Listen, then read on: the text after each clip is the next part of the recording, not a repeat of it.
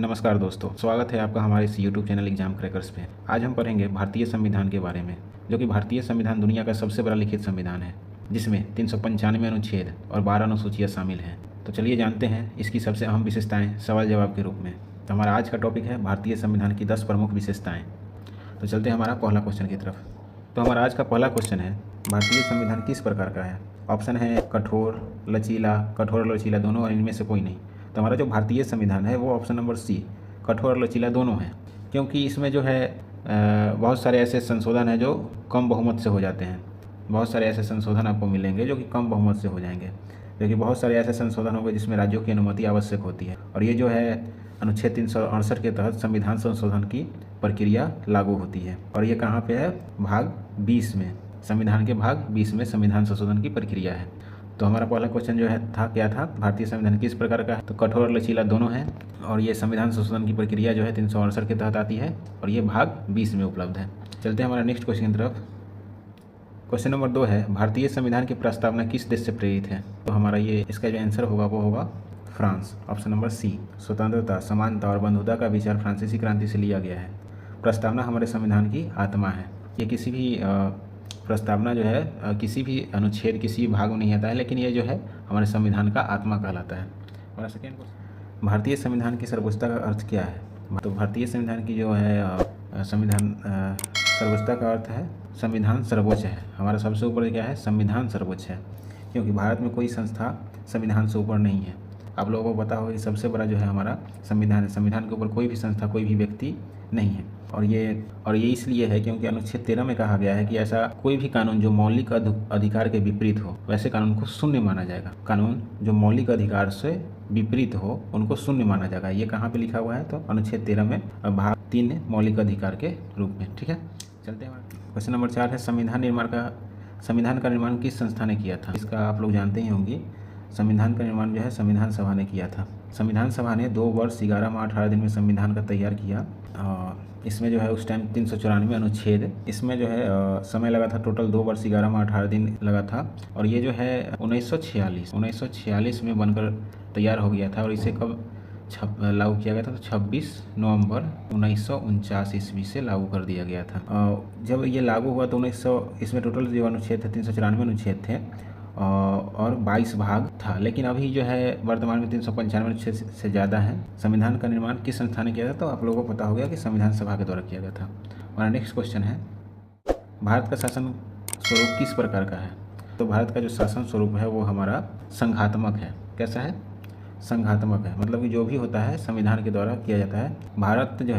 भारत में शक्ति केंद्र और राज्यों के बीच बांटी गई है। मतलब कोई ऐसा नहीं है कि और कोई थर्ड पर्सन हो। भारत में जो है राज्यों का अपना एक शक्ति है, केंद्र का अपना एक शक्ति है, लेकिन केंद्र उसको मॉनिटरिंग करता है।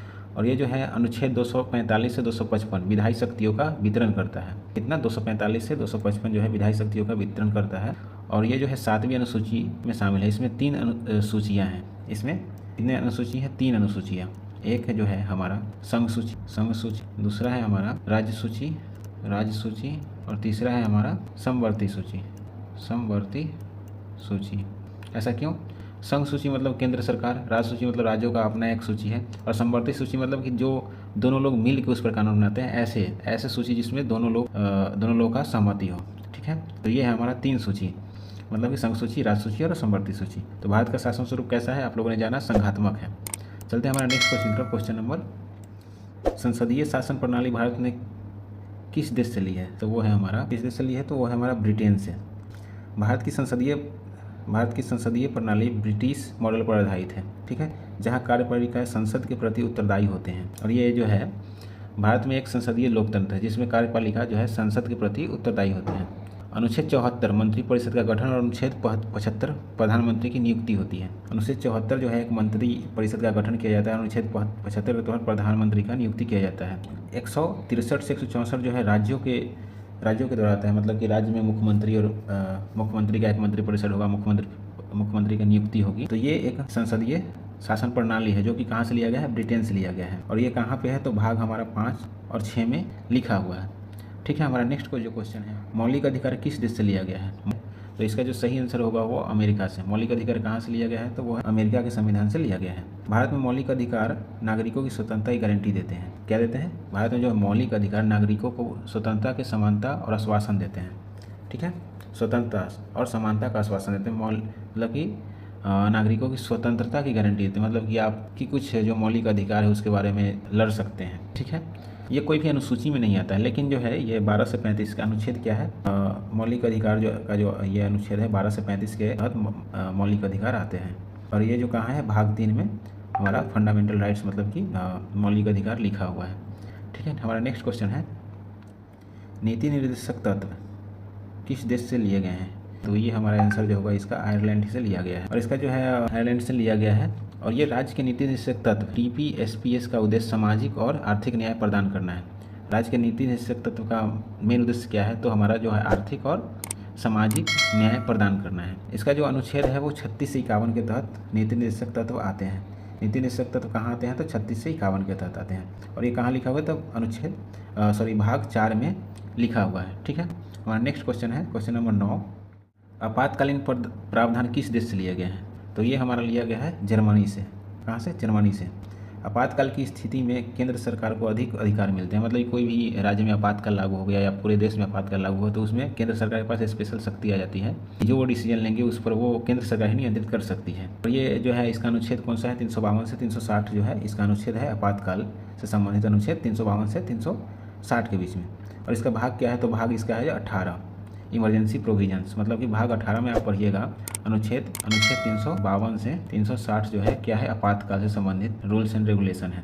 ठीक है, तो आपातकालीन प्रावधान किस देश से लिए गए हैं, तो ये आप लोगों को पता हो गया जर्मनी से। ठीक है, हमारा नेक्स्ट जो क्वेश्चन है, लास्ट क्वेश्चन है आज का, क्वेश्चन नंबर 10, संविधान का प्रवर्तन कब हुआ? संविधान का जो प्रवर्तन है वो है 26 जनवरी 1950 ईस्वी को संविधान का प्रवर्तन हुआ था। ठीक है, 26 जनवरी 1950 ईस्वी को। संविधान 26 जनवरी 1949 ईस्वी को अपनाया गया, मतलब कि संविधान को कब अपनाया गया, तो 26 जनवरी 1949 ईस्वी को अपनाया गया और 26 जनवरी 1950 को इसको लागू कर दिया गया, जिस दिन भारत एक गणराज्य बना। ठीक है, और इसका जो अनुच्छेद है वो 394 प्रवर्तन तिथि लिखा हुआ है, 394। और ये इसका जो भाग है वो कितना है, 22 भाग जो है अनुच्छेद में आते हैं, संविधान में 22 भाग आते हैं। तो संविधान का प्रवर्तन कब हुआ था, तो 26 जनवरी 1950 में लागू हुआ था। तो ये थे भारतीय संविधान की प्रमुख विशेषताएं, उनके अनुच्छेद और भाग जो हर परीक्षा में पूछे जाते हैं। वीडियो पसंद आए तो लाइक करें, कमेंट करें और सब्सक्राइब जरूर करें, ताकि आपके और आपके साथ कई दोस्तों को मदद मिल सके। तब तक के लिए जय हिंद, मिलते हैं फिर अगले नेक्स्ट वीडियो में। धन्यवाद।